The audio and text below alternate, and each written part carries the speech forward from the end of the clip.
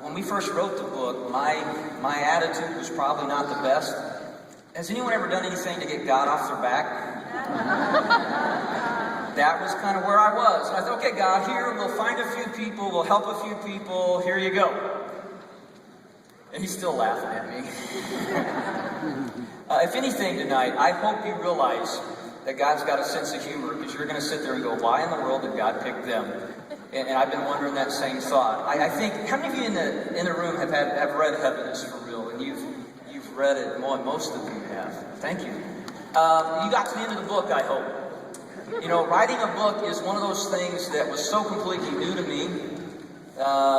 There's this process that you have to come up with a title. And as we were trying to come up with titles for our book, I remember meeting Debbie. She's our author, editor, and a really close friend of ours today. But we were at a Starbucks in Dallas, Texas, where I come from. Coffee's a lot cheaper, but we don't have any Starbucks. But we're sitting there, and while we're meeting her face to face for the first time, talked to her many times on the phone, but she looks at Colton, and you'll get a chance to see Colton later. When he answers questions, he's very brief, okay? It still is. But he looked at Colton, she looked at Colton and said, Colton, what do you want people to know? And he engaged, he put his hot chocolate down, he looked at her and said, Debbie, I want people to know that heaven is for real. And little did we know that that conversation that she remembered, and she says, I can still remember every minute, is where the title of our book came from.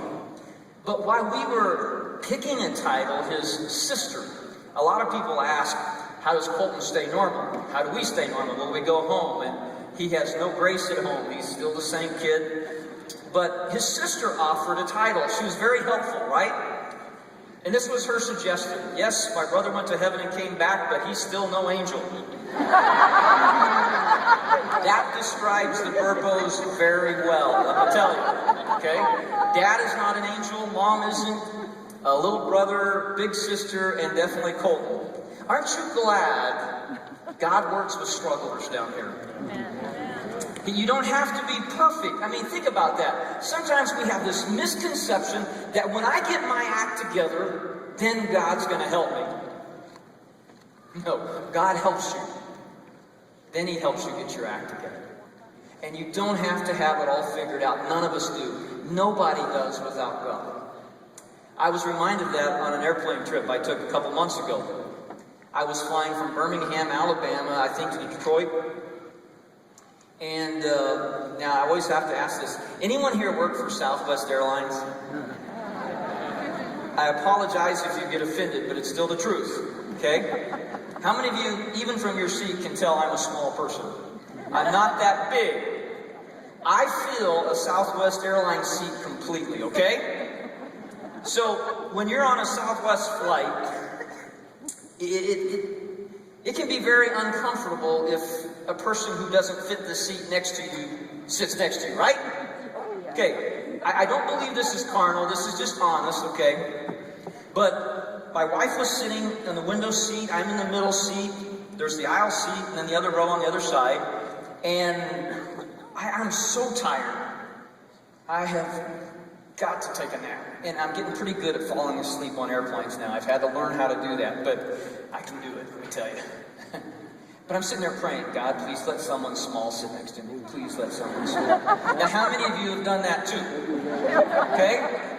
At the time, you just do it because you know that's what you want. And I'm like, God, please let someone small. And I don't have anything against big people. It's just the seats aren't big. Okay?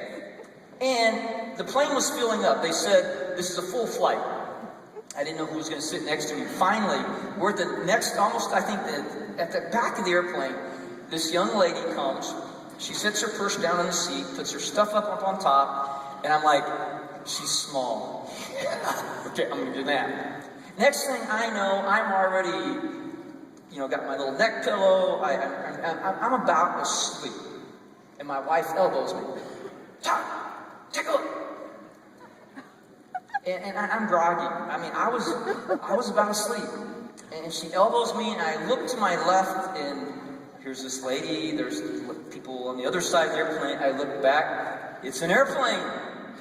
She goes, no, look down. I look down, and there's a yellow book sitting on her lap. I look back at my wife. Now, how many of you husbands have heard this before? Now do something!